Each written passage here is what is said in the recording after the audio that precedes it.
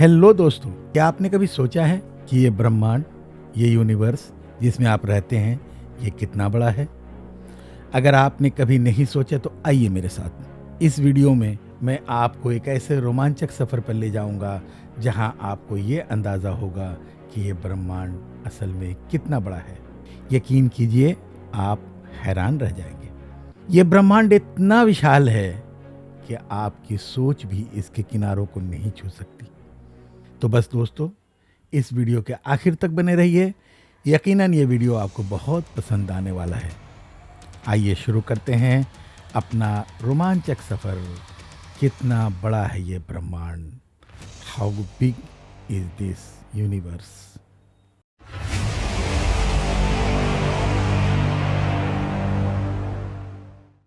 हमारी धरती का व्यास यानी धरती का डायमीटर लगभग 13,000 किलोमीटर है। वहीं चांद का डायमीटर 3,500 किलोमीटर है। चांद इतना बड़ा है कि इसके अंदर 1,00,000 हिमालय पहाड़ समा सकते हैं। और दूसरी तरफ हमारी धरती इतनी बड़ी है कि उसमें चांद जैसे 50 उपग्रह समा सकते हैं। और अगर हम सूरज की बात करें तो सूरज हमारी धरती से 13,00,000 गुना बड़ा है।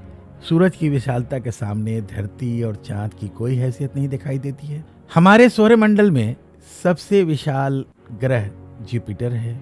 उसके अंदर हमारी धरती जैसी 1300 धरती समा सकती और जुपिटर जैसी 1000 ग्रह सूरज के अंदर समा सकते। लेकिन अगर हम बात करें पूरे सौरमंडल की तो हमारे सौरमंडल का व्यास 287 अरब किलोमीटर है।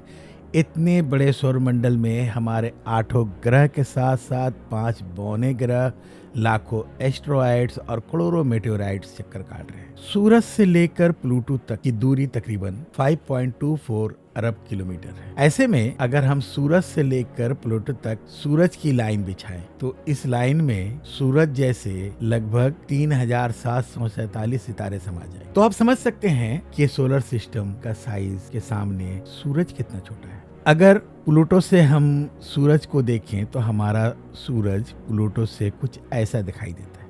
हमारा सौरमंडल प्लूटो के बाद भी कई गुना आगे तक फैला हुआ है। अगर आपको ऐसा लग रहा है कि सूरज बहुत बड़ा है तो ऐसा बिल्कुल नहीं है। हमारी गैलेक्सी में सूरज से भी बड़े बड़े बेशुमार तारे मौजूद हैं। ये है वेगा स्टार, जिसका व्यास 38 लाख किलोमीटर है और इसमें सूरज जैसे लगभग 20 तारे समा सकते। इससे भी बड़ा तारा आर्कटुरस है, जिसका व्यास 3 करोड़ 60 लाख किलोमीटर है। इसमें सूरज जैसे 17,000 तारे समा सकते हैं। इसके और आगे चलने पर इस गैलेक्सी में हमें एक और तारा मिलता है जिसका नाम है रीगेल। जी हाँ, रीगेल का व्यास 11 करोड़ किलोमीटर है। इसके अंदर आर्कटुरस जैसे 50 तारे समा जाएंगे और सूरज जैसे 4,85,000 तारे समा जाएंगे। अब हम देख पा रहे हैं कि सूरज भी यहाँ आकर कितना छोटा पड़ रहा है। चलिए और आगे चलते हैं। यह है बीटलगेज।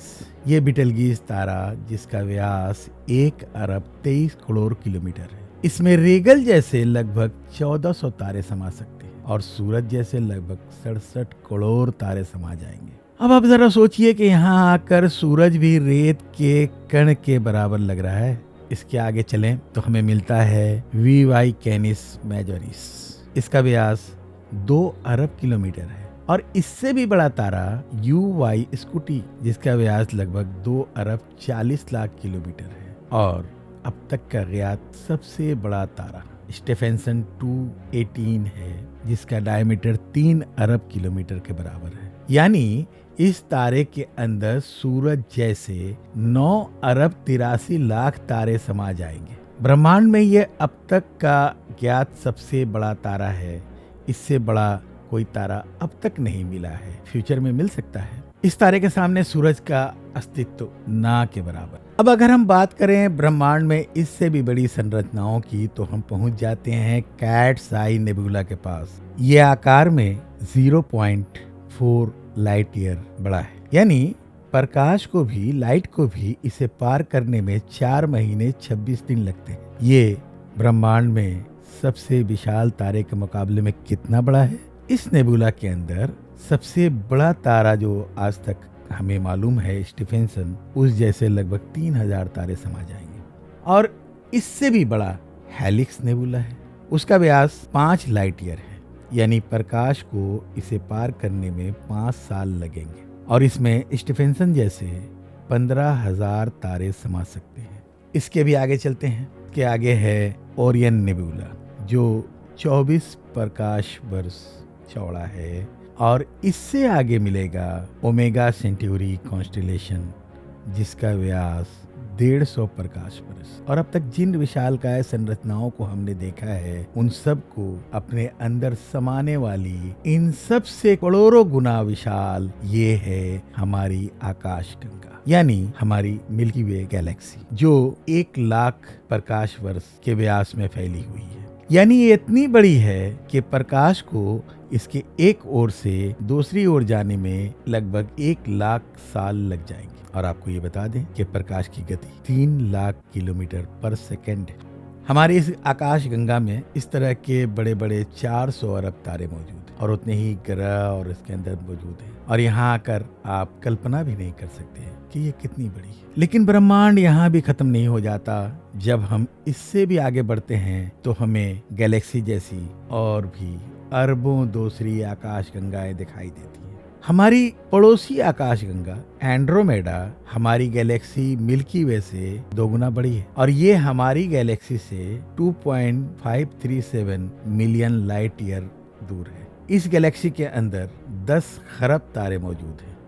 अगर हम और आगे पृथ्वी से 23 करोड़ प्रकाश वर्ष दूर जाएं तो हमें एक और आकाशगंगा मिलेगी UGC 2885। ये गैलेक्सी 4,63,000 प्रकाश वर्ष के व्यास में फैली हुई है और हमारी गैलेक्सी से 4 गुना बड़ी है और इसमें 50 खरब तारे मौजूद हैं। पृथ्वी से 100 करोड़ प्रकाश वर्ष की दूरी पर उससे भी बड़ी गैलेक्सी मौजूद है जिसका नाम है IC 1101 गैलेक्सी जो कि 40 लाख प्रकाश वर्ष के व्यास में फैली हुई है और इसमें 1000 खरब तारे मौजूद हैं। इसके अंदर हमारी मिल्की वे जैसी 30,000 से भी ज्यादा आकाश गंगाएं समा सकती हैं। यही अंत नहीं है दोस्तों, इससे भी ज्यादा बड़ी गैलेक्सी ब्रह्मांड में मौजूद है जिसके सामने हमारी मिल्की वे आकाश गंगा तो कुछ भी नहीं है। पृथ्वी से 300 करोड़ प्रकाश वर्ष की दूरी पर एल्क्योनिसिस गैलेक्सी मौजूद है जिसका व्यास 1,60,00,000 प्रकाश वर्ष है। इसमें हमारी मिल्की वे गैलेक्सी जैसी 40 लाख गैलेक्सीज समा सकती है।